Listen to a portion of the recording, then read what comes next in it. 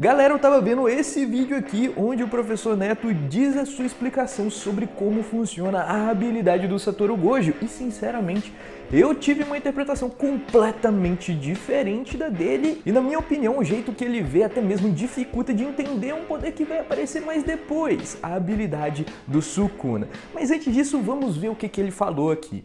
Então, quando é que eu vou chegar até o final? Aí as pessoas dizem, nunca. Mas por que nunca? Nunca, porque se eu tenho que dar infinitos passos. Infinito é sem fim, né? Pois é, só que os passos estão diminuindo. Se eu mantiver sempre o mesmo tamanho do passo, eu vou chegar até o final fácil. A questão é que a sua velocidade diminui junto com a metade que vai pela metade. Então é esse o detalhezinho que faltou na obra. Mas se para cada passinho você for diminuindo a velocidade, Caio se colocou. Torna-se uma barreira intransponível.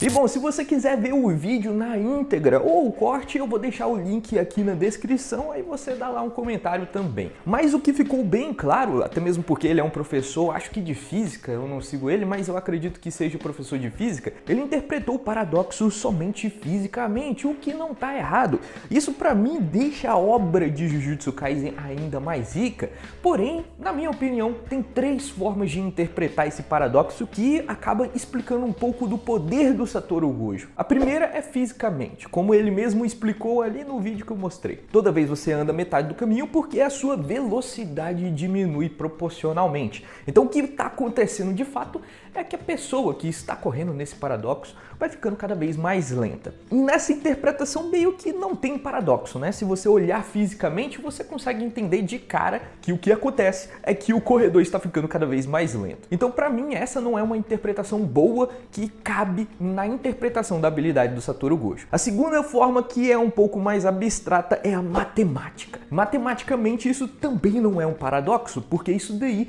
é uma PG, uma progressão geométrica infinita de razão menor do que 1. E a gente tem uma fórmula que calcula o resultado final, a projeção, e essa forma é a soma da progressão geométrica de razão menor do que 1. E o resultado dela, para não virar um telecurso aqui, é que o cara consegue chegar no final quando alcança o infinito, porque na matemática a gente tem isso, a gente tem projeção, a gente tem limite, e a soma da progressão geométrica com razão menor do que 1 é a totalidade. Então, segundo a matemática, o corredor vai conseguir chegar na linha de chegada em algum momento infinito aí que a gente não sabe qual é, mas segundo a matemática ele vai chegar em algum momento. E tem a terceira forma que eu acho que ele começou interpretando o professor, só que ele deu um peso maior para a física, que é o ponto de vista do corredor. Do ponto de vista do corredor, ele sempre caminha metade do caminho.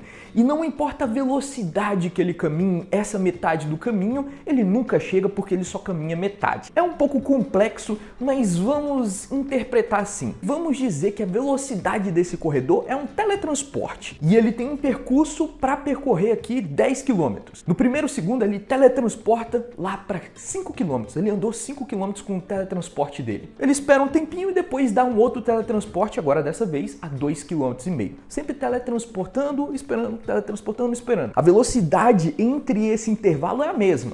Ele teletransporta de um ponto a outro, mas a distância do seu teletransporte diminui. Do ponto de vista do corredor, dá a entender que não importa o quanto que ele corra, se ele só correr metade do caminho, ele nunca vai chegar. Mais ou menos é esse o paradoxo que eu quero trazer aqui, porque é essa interpretação que eu quero trazer para a habilidade do Satoru Gojo. Porque agora dá para explicar muito bem o que é a habilidade do Satoru Gojo. Assim como no paradoxo tem aí uma distância de 10 km que eu supus, vamos trazer para a habilidade do Satoru Gojo, onde o efeito da sua habilidade tem uns 10, 15 centímetros. Então o poder dele chega até aqui. Aqui é onde você chega no Mugen do Satoru Gojo. No momento em que você cruza onde a habilidade dele começa a fazer efeito, aí essa habilidade faz com que o seu poder, ou você, ou seu golpe, seja lá o que for, entre em um espaço infinito. Assim como aquele corredor que corre, corre, corre e nunca chega, o seu golpe também vai correr, correr, correr e nunca chegar.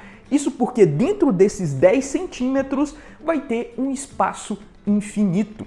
Então a gente está vendo aqui do ponto de vista do corredor. Para o corredor, ele está correndo, correndo, correndo e o espaço nunca chega. Então o espaço é infinito. Para o golpe que é dado no Satoru Gojo, ele percorre, percorre, percorre e nunca chega. Então o espaço que há entre o golpe e o Satoru Gojo, que vamos supor aqui são 10 centímetros, mas dentro desses 10 centímetros tem um espaço infinito. E aqui tem um resultado físico parecido com o que o professor disse, mas a causa é diferente. A causa é porque tem um espaço infinito dentro desses 10 centímetros que é a habilidade do Satoru Gojo. Aí dá a impressão de que a habilidade vai perdendo a sua velocidade. Isso é uma consequência física e não um motivo mesmo. A habilidade do Satoru Gojo não faz com que o golpe diminua a velocidade. A habilidade do Satoru Gojo faz com que o golpe entre em um universo dentro de outro, em um universo infinito. Aí, como ele está dentro desses 10 centímetros, não quer dizer que ele consiga, o adversário consiga entrar dentro da barreira do Satoru Gojo, já que é um espaço infinito dentro de um espaço finito. Não dá para fazer isso, porque é um espaço que está dentro desses 10 centímetros. Não dá para entrar lá dentro. Então a impressão que dá é que a velocidade vai diminuindo, mas o que de fato está acontecendo é que tem um espaço infinito lá dentro, entendeu? Então não importa quão rápido seja o golpe que vá para cima do Satoru Gojo, quão forte, quão abrangente, não importa nada disso, porque tem um espaço infinito entre o Satoru Gojo e o golpe que vai vir para ele. Até mesmo por isso que a habilidade do Satoru Gojo se chama infinito, ilimitado. Ela meio que traz o irreal para o real, então é um pouco complexo da gente interpretar somente fisicamente.